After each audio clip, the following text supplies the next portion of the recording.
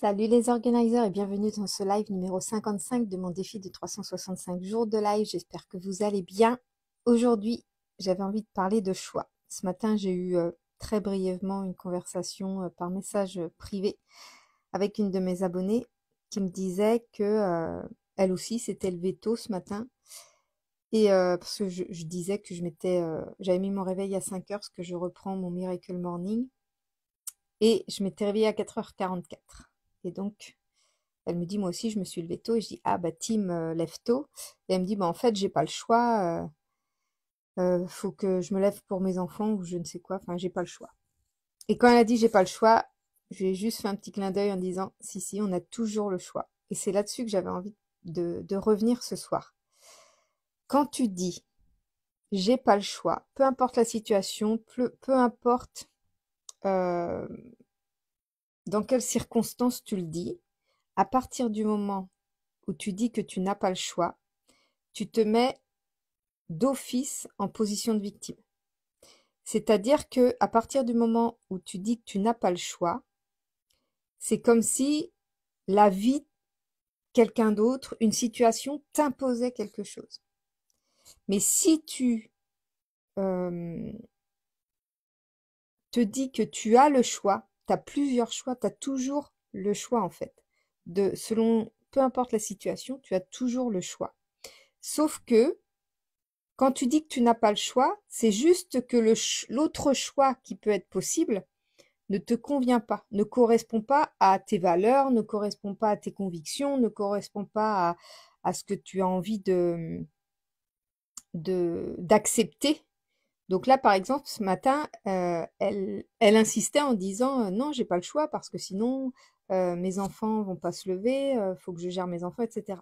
J'ai dit mais si, t'as le choix, t'as le choix de laisser tes enfants se gérer tout seuls, t'as le choix de de ne pas t'occuper d'eux et de juste rester dans ton lit. C'est un choix.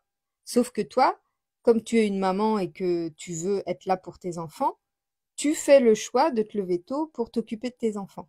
Mais il n'empêche que tu as quand même un deuxième choix qui est de rester au lit et de ne pas t'occuper de tes enfants.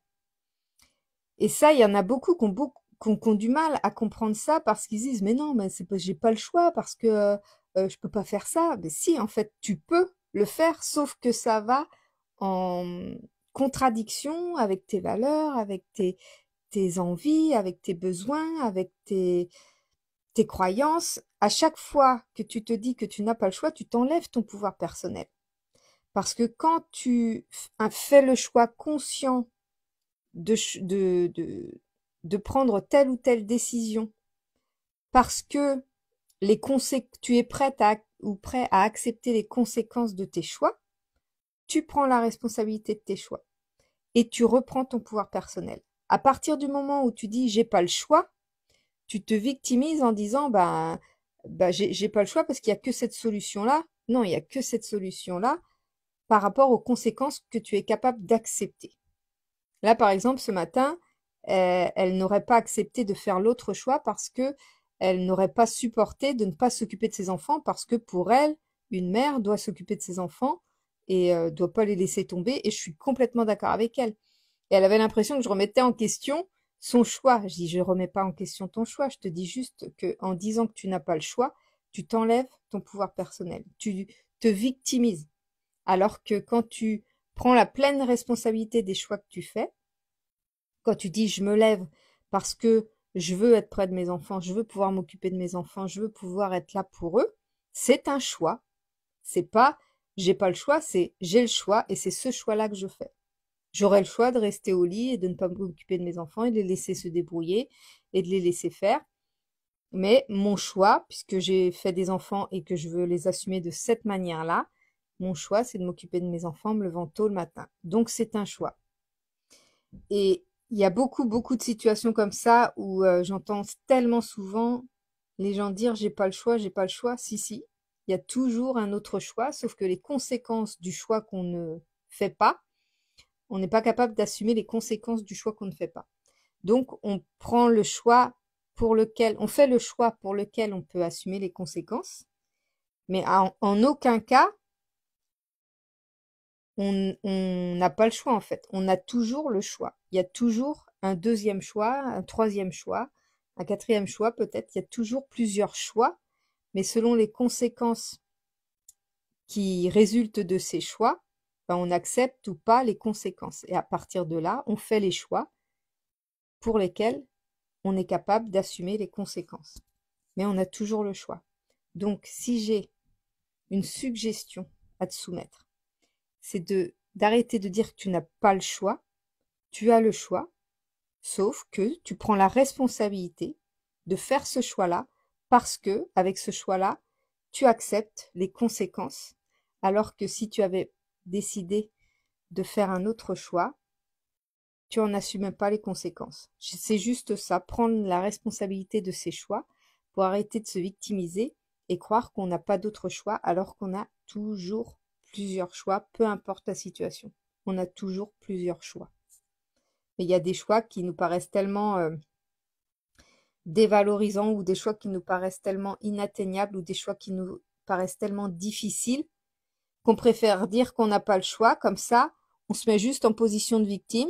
On dit, ben, j'ai dû choisir ça parce que ben, finalement, il n'y avait pas d'autre choix. Ben si, il y avait l'autre choix, mais seulement il ne correspondait pas aux conséquences que tu étais prête à accepter. Donc voilà, c'est ce que j'avais envie de te partager ce soir parce que c'est vraiment, vraiment se mettre en position de victime que de dire qu'on n'a pas le choix. On a toujours le choix. Et si tu reprends ton pouvoir personnel, si tu reprends la responsabilité de ce que tu décides, tu vas voir que ta vie, elle va être complètement différente. Ce matin, je lisais un livre, c'est bête parce que j'ai pas repris... J'ai commencé un nouveau livre, Le Club des 5 heures du mat. J'ai eu beaucoup de mal à m'y mettre au départ parce qu'en fait, c'est pas juste quelqu'un qui explique comment ça fonctionne, c'est sous forme d'une espèce d'histoire, d'un récit avec la rencontre de 3 personnages dans le livre et donc c'est un peu romancé, on va dire. Et, et je m'attendais pas à ça, donc j'étais un peu déçue au départ, sauf que je ne reste jamais sur ma première impression, donc j'ai continué à lire ce livre et finalement, il me plaît beaucoup. Je suis rendue au chapitre 3, je crois. Et il parlait de leadership et ils ont donné un exemple de situation. Et je dis, purée, dans cette situation-là, je perds mon leadership. Et euh, quand tu dis que tu n'as pas le choix, tu perds ton leadership. Le leadership, c'est vraiment prendre la responsabilité, prendre son pouvoir personnel, prendre la responsabilité de ce qu'on décide, de ce qu'on choisit, de ce qu'on vit. Et que ce soit qu'on y soit pour quelque chose ou pas, on a toujours la responsabilité de la manière de réagir à ce qu'on vit. Donc si on a envie de réagir en victime, c'est notre choix. Si on décide d'être responsable de notre façon de réagir et de réagir de manière à surmonter de façon plus positive les choses, c'est notre choix aussi. Et voilà, il y a des choses comme ça, des situations où tu penses que tu vas y arriver. En fait, tu te rends compte que bah, dans certaines situations, tu perds ton leadership, tu perds ton pouvoir. Parce que ce sont des situations qui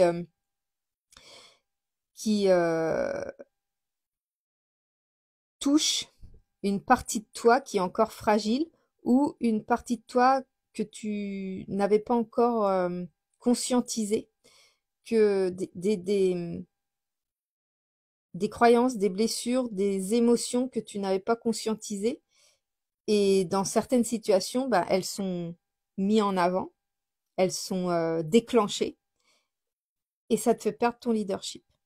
Donc il y a toujours, toujours, toujours euh, à travailler là-dessus, à travailler son leadership, à reprendre son plein pouvoir. Et dans plein, plein de situations différentes. Et le fait de toujours s'instruire, de toujours se former, de toujours se questionner par rapport à nos comportements, à nos émotions, à nos pensées, ben, ça permet justement d'avancer et d'enlever petit à petit les couches d'oignons qu'on peut avoir. Mais c'est sûr qu'il y a longtemps que je ne dis plus que j'ai plus le choix. Je l'ai dit, hein. J'ai fait partie de ces personnes qui disaient bah, j'ai pas le choix. Mais si, on a toujours le choix. Sauf que du coup, maintenant, je dis ok, j'ai ce choix-là, ce choix-là. Eh bien, tel choix, Je suis pas prête à en assumer les conséquences. Je me sens pas prête à en assumer les conséquences, donc je fais ce choix-là parce que je suis prête à en assumer les conséquences. Et là, tu reprends ton pouvoir personnel et ça change absolument ton énergie, ça change aussi ce que tu attires à toi et tes vibrations et ce que tu manifestes dans ta vie. Donc prends la responsabilité de tes choix et arrête de dire que tu n'as plus le choix. J'espère que ce petit live va pouvoir t'inspirer. Je te fais des gros bisous et je te dis à demain pour le prochain live.